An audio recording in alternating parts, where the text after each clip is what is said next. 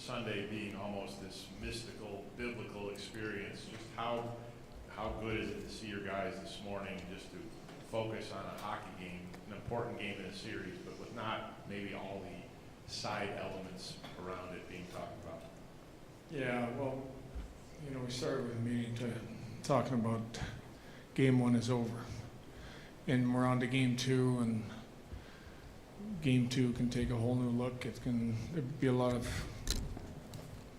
there's a lot of stuff that can happen that changes. We got a team that's going to be desperate. No team wants to go down 2-0.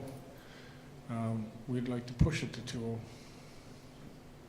Lindy, when you look at it, the way the Bruins played, it was successful for them for a while in that game.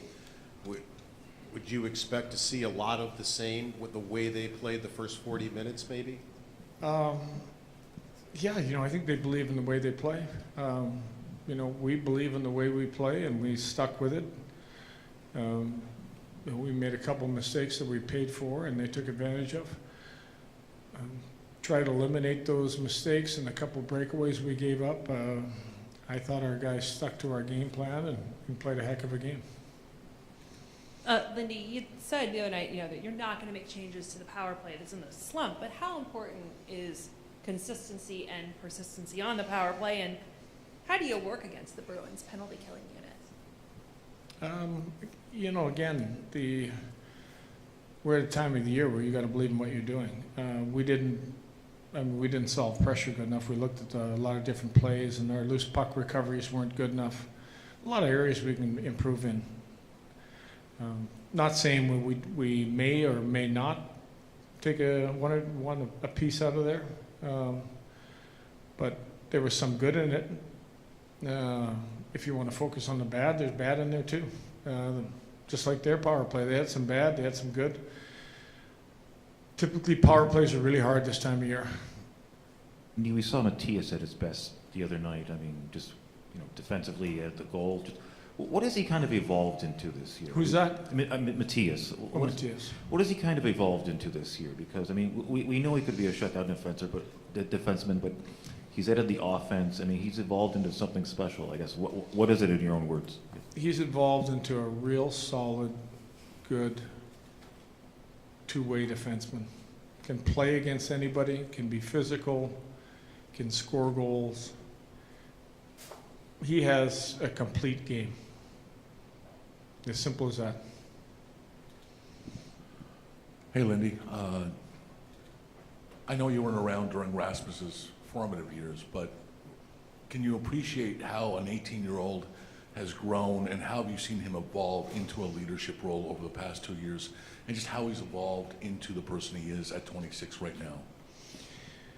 Yeah, I can't imagine that, along this journey he's been on, it's been easy, because there's been a lot of tough years, including last year. It's a tough year to grow and go through the adversity we went through, but continue to trust in what we talked about and how we needed to play, and the physicality we needed. And I really think he bought into, taking ownership of a lot of situations on the ice, being honest with players, myself, and trying to set a standard that is most days tough to live up to. But in conversations with Raz and how we need to play, and our leadership group, they all bought into, we just need to get better, continue to get better. We're looking at game two. We want to get better. We can't be satisfied with the way we played, and there's areas of the game that we know we need to be better. Lindy, when you look back at the tape from game one, guess what stood out about UPL's game as it wore on from the first into the third, and what do you want to see him improve on for? In whose game? Or in UPL. UPL? Yeah. I thought UPL gave us a solid game. If you look at their first opportunity that went in, it was a block shot that went right to another guy, so he set up for that shot, and the guy hit his spot. I thought both breakaways, he gave us a big save that allowed us to keep that game where it was, to give us a chance to get back in the game. You know, we got back from being down 2. With down 3 is a tougher task for sure. And, you know, first real hard playoff look for him, and I think he answered the bell. Lindy, Alex Stuck had 9 hits the other night. That's not a normal night for anybody. So does that say to you that he's heard a message you've delivered to the group or to him specifically? And can you kind of fit that into his normal game or his full season? Yeah, I think playoffs are a different animal. I think, you know, players just get out of character in big moments, whether that's blocking shots, hitting people. Not running around looking for hits. If the hits are there, he's been able to get in the way and slow people down. And I don't know if you looked at it, if you had devastating hits or if they were bumps or if they were cutoffs or. But you know, typically you're using your body to get the puck back or slow somebody down, and by no means was a focus of ours. You stuck by Jack Quinn. You know, showed a lot of faith in him when he was going through some of those goal-scoring slumps earlier this year. I'm curious where you've seen him grow to the point where he had a pretty big impact on that game, especially late on that go-ahead goal. Yeah, he's one of the guys that continuously, even through his, I guess you call it slump, when he wasn't scoring, was getting grade A chances.